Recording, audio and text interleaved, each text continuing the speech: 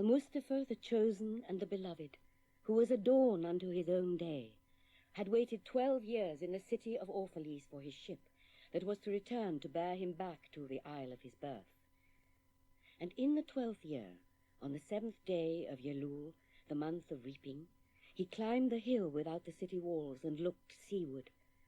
And he beheld his ship coming with the mist.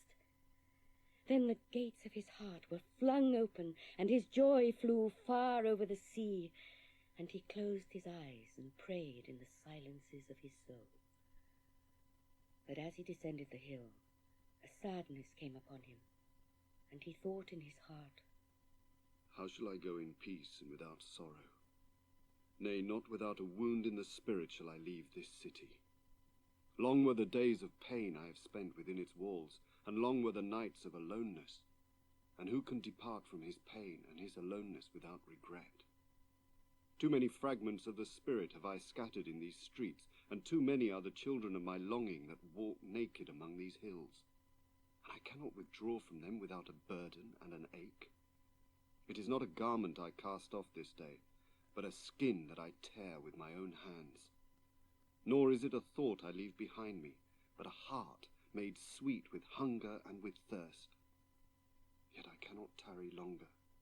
The sea that calls all things unto her calls me, and I must embark.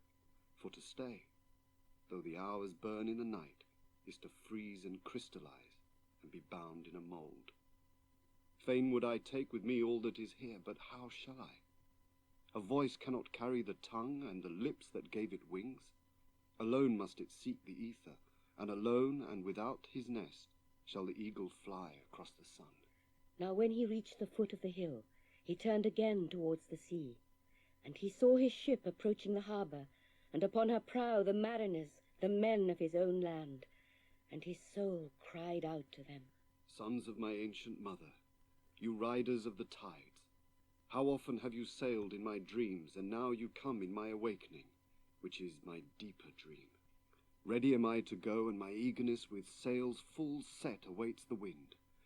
Only another breath will I breathe in this still air, only another loving look cast backward. And then I shall stand among you, a seafarer among seafarers, and you, vast sea, sleeping mother, who alone are peace and freedom to the river and the stream. Only another winding will this stream make, only another murmur in this glade, and then I shall come to you, a boundless drop to a boundless ocean.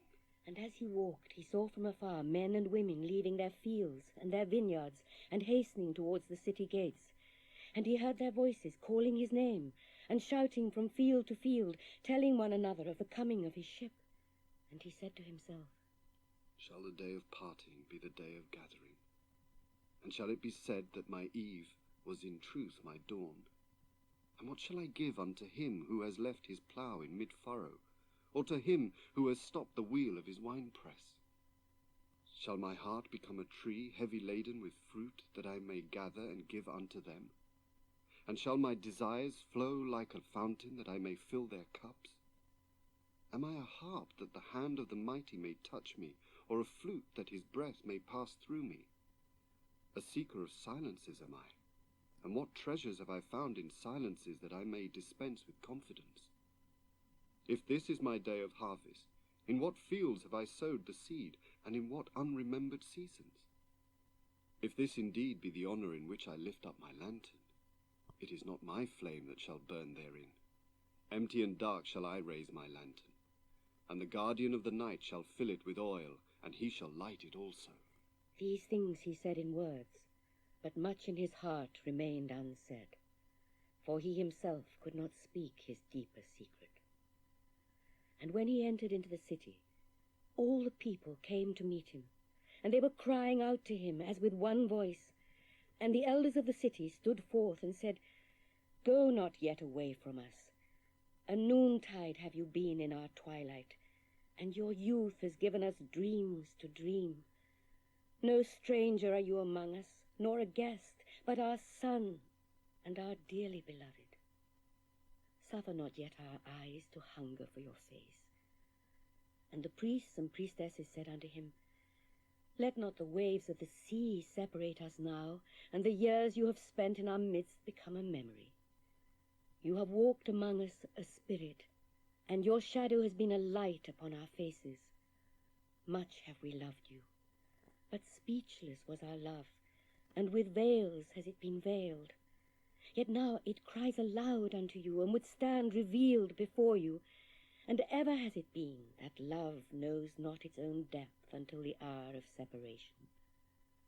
And others came also and entreated him, but he answered them not. He only bent his head, and those who stood near saw his tears falling upon his breast. And he and the people proceeded towards the great square before the temple. And there came out of the sanctuary a woman whose name was Almithra, and she was a seeress. And he looked upon her with exceeding tenderness, for it was she who had first sought and believed in him when he had been but a day in their city. And she hailed him, saying, Prophet of God, in quest of the uttermost, long have you searched the distances for your ship. And now your ship has come, and you must needs go.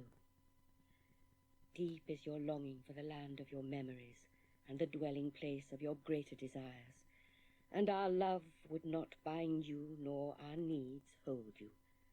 Yet this we ask ere you leave us, that you speak to us, and give us of your truth. And we will give it unto our children, and they unto their children, and it shall not perish. In your aloneness you have watched with our days, and in your wakefulness you have listened to the weeping and the laughter of our sleep. And now, therefore, disclose us to ourselves, and tell us all that has been shown you of that which is between birth and death. And he answered, People of Orphalese, of what can I speak save of that which is even now moving within your souls?